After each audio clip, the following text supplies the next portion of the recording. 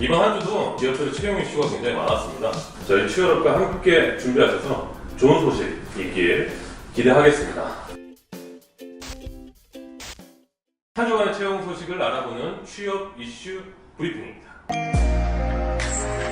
이도희 기자님 오셨습니다. 안녕하세요. 이도희 기자입니다. 캠퍼스 자변조의 기자분들이 한 주씩 이렇게 돌아가면서 나오셨는데 저희가 이번 주 채용 소식이랑 또 이도희 기자님께서 준비하신 내용 좀 알아볼 텐데요. 취업준비생들이라면 다 아시겠지만 지금 공채가 시작이 됐어요. 그 중에 가장 눈여겨봐야 될 게 이제 삼성이랑 현대차. 그래서 오늘 좀 이 소식을 여러분께 들려드리려고 합니다. 삼성이랑 현대차가 지금 뭔가 이번에 큰 변화가 있었어요. 네. 먼저 삼성 같은 경우는 직무적성 검사에서 상식을 뺐어요. 그렇죠. 간단하게 언어 수리, 추리, 시각적 사고라고 해서 이건 공간지각 같은 건데 네. 상식 같은 경우는 이제 삼성의 그런 신기술을 묻는다든가 네. 역사, 뭐 경제, 과학 굉장히 다양한 분야에서 출제를 해요. 이제 대비가 힘들었죠. 근데 이거를 왜 없앴나 좀 이제 삼성 같은 경우는 공식적으로는 이제 직무 역량을 좀 더 보려고 한다라고 하는데. 네. 상식 문제를 출제하는 게 좀 약간 번거로울 비효율적으로 수도 있고, 보였다. 네. 이 열 문제를 위해서 이렇게 많은 인원을 투입을 해야 된다는 것 자체가 조금 어려웠을 수도 있고. 재작년이죠. 그 정유라 특례 입학. 얼마나 그게 문제가 많았어요. 현 대통령까지 이 탄핵으로 몰고 가는 이 상황까지 만든 건데 이 국민의 분노를 느낄 수 있게 하는 사건이지 않았습니까? 그래서 뭐 이런 그 채용 비리 같은 경우는 발본색원해서 근절이 돼야 되는 게 맞고요. 다음에 그러면 제가 더 좋은 소식으로 찾아뵙겠습니다. 알겠습니다. 네. 다음 코너는 팩트 면접. 이민영 소장님께서 함께 해주실 겁니다. 이민영 소장님 모셨습니다. 반갑습니다. 네, 아유, 반갑습니다. 네. 반갑습니다. 오늘 준비한 팩트 면접의 포인트는 뭔지 좀 소개를. 제가 일단 세 가지 간단하게 조금 말씀을 드리려고 하는데요. 네. 일단 첫 번째는 나에 대한 분석, 내가 누구인지 조금 철저하게 분석을 하자. 나에 대한 분석. 두 번째, 세 번째는 면접에 대한 마인드 세팅에 대한 얘기를 조금 하고 싶어요. 면접은 절대 스킬이 아니에요. 그래서 스킬이 아니다. 나를 보여주는 거고 네. 내 진솔한 모습을 보여줬을 때 회사랑 나랑 우리가 궁합이라고 이야기를 해요. 궁합을 한번 맞춰보는 거고요. 중요하죠. 또 세 번째는 왜 잘 보이기 위해서 우리 가끔 거짓말할 때 있어요. 네. 부풀려서 얘기할 때 절대 거짓말하지 말아라. 요거 세 개 저 말씀 한번 드리려고 합니다. 알겠습니다. 네, 나에 대한 분석이요. 여러분들 우리 준비하는 게 뭐냐면 1분 자기소개서 이런 거 준비해요. 네. 왜 A4 용지에다가 1분 분량이 어느 정도 되는지 원고를 써서 다다다다다다 이제 외웁니다. 그렇죠. 그래서 그걸 가지고 와서 이야기를 하는데 그래서 어떤 일이 벌어지냐면 실제 우리가 면접을 볼 때 자기소개서에 벗어나는 거를 잠깐 물어봐요. 그럼 대답을 못 해요. 이렇게 되는 거죠. 분석을 제대로 하지 않았고 나에 대해서 잘 모르고 있다는 얘기예요.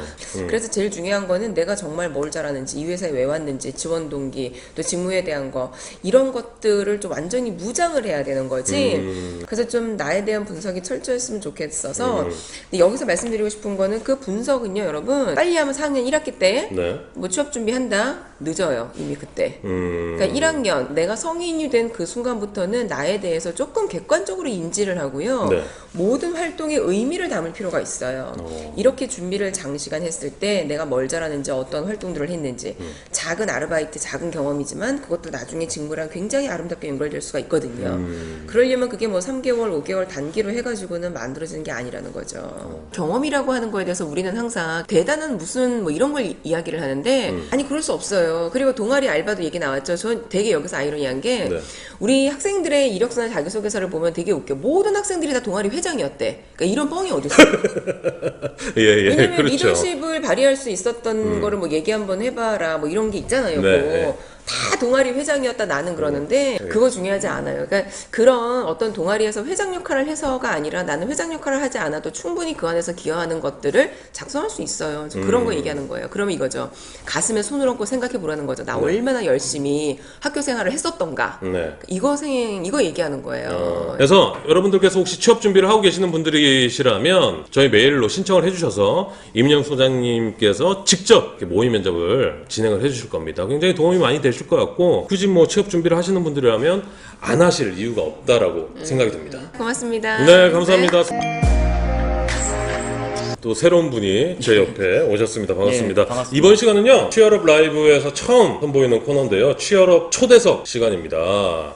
뭐 이슈되는 분들이거나 아니면 굉장히 유명하신 분들 저희가 모셔서 이렇게 좀 말씀 나누는 코너로 좀 만들어 봤는데, 개인적으로도 좀 궁금한 직업군이기도 해요. 국내 최대 규모의 헤드헌팅 회사 벤처피플의 방지용 상무님 모셨습니다. 반갑습니다. 예, 반갑습니다. 여러분. 17년 된 헤드헌팅 회사고요. 저 같은 헤드헌터 컨설턴트들이 50명 오. 그렇게 모여 있고 네. 국내에서는 그 탑3 안에 들어가는 국내 대형 서치펌입니다. 제가 듣기로는 아프리카 TV에서 방송을 지난주부터 하셨다고 하셨. 매주 수요일 날 8시 반에 핫한 잡을 잡아라. 제 이름으로 해서 이제 피터방의 핫잡아. 여러분들한테 각자에 맞는 핫한 잡을 서로 이야기하는 그런 자리 코너를 제가 지난주부터 네. 이렇게 스타팅을 했습니다. 저희가 그 헤드헌터에 관한 뭐 여러 가지 이야기들 좀 오늘 해볼 텐데 대략은 알고 계실 거예요. 맞습니다. 근데 뭐 네. 상무님께서 좀 정리를 해주시죠. 어떤 직업인지. 헤드헌터는 일단은 저희들은 각 회사에 인턴들 이렇게 공채로도 뽑고 다 하지 않습니까? 네. 그래서 이제